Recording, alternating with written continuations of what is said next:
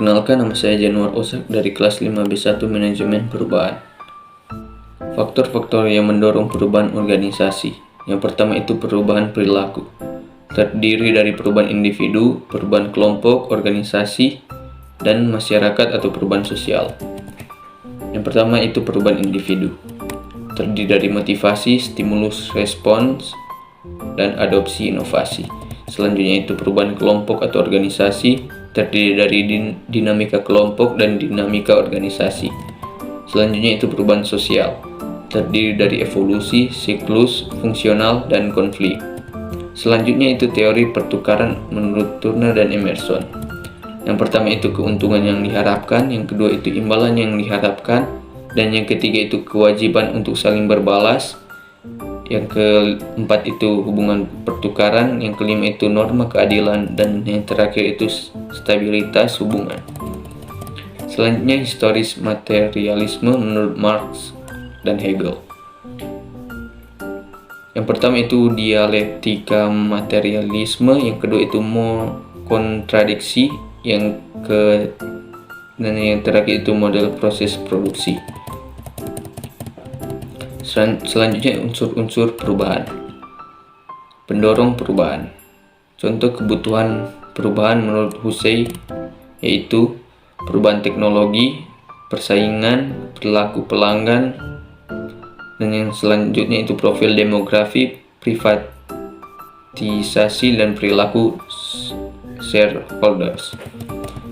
Kebutuhan perubahan menurut Kreinter dan Kiniski. Yang pertama itu kekuatan eksternal, di dalamnya itu demografi, teknologi, perubahan pasar, tekanan sosial dan politik. Yang kedua itu kekuatan internal atau masalah sumber daya manusia, perilaku manajemen. Selanjutnya itu faktor-faktor penyebab perubahan atau pengembangan organisasi. Yang pertama itu tantangan utama di masa depan. Tantangan sentral yang dihadapi oleh umat manusia dewasa ini ialah membuat semua jenis organisasi menjadi organisasi yang lebih baik. Yang kedua itu perubahan konfigurasi ketenaga kerjaan. Keragaman yang paling menonjol terlihat pada makin banyaknya wanita karir dalam berbagai jenis organisasi. Yang ketiga itu tingkat pendidikan para pekerja. Makin tingginya tingkat pendidikan formal berakibat meningkatnya harapan dalam karir, pekerjaan, dan penghasilan. Yang keempat itu teknologi. Teknologi informasi berdampak kuat dengan aplikasi paling beragam dalam kehidupan dunia di masa depan. Telecommuting, teleconferencing, internet, paperless office, electronic mail, faxmail, and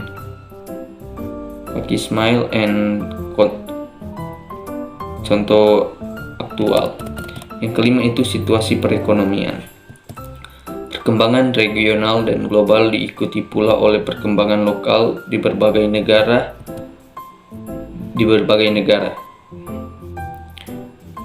Deregulasi dan debirokratisasi adalah dua contoh konkret yang ditunjukkan agar sektor swasta memainkan peran yang lebih besar selaku pemain ekonomi. Gejala lain pada tingkat negara ialah maraknya gerakan swastanisasi dari badan-badan usaha milik negara. Yang keenam itu berbagai kecenderungan sosial. Usahawan yang menghasilkan barang atau jasa tertentu biasanya mengamati perilaku pelanggannya. Preferensi pelanggan sering berubah. Faktor penyebab pun dapat beraneka ragam. Yang ketujuh itu faktor geopolitik. Negara maju yang acap kali menampilkan dirinya sebagai penguasa dunia. Yang ke-8 itu persaingan dewasa. Ini ialah akibat tatanan kehidupan yang multinasional yang berakibat yang pertama itu wilayah operasinya dapat meliputi jurisdiksi banyak negara. Yang kedua itu tidak sedikit di antara yang penghasilan melebihi anggaran belanja tahunan banyak negara. Yang ketiga itu menguasai teknologi canggih tetapi enggan mengalihkan ke pihak lain. Yang keempat itu proses produksi yang dihasilkan terjadi di berbagai negara. Yang kelima itu penguasaan pangsa pasar yang tinggi. Dan yang terakhir itu mengaburkan batas-batas jurisdiksi berbagai negara bangsa.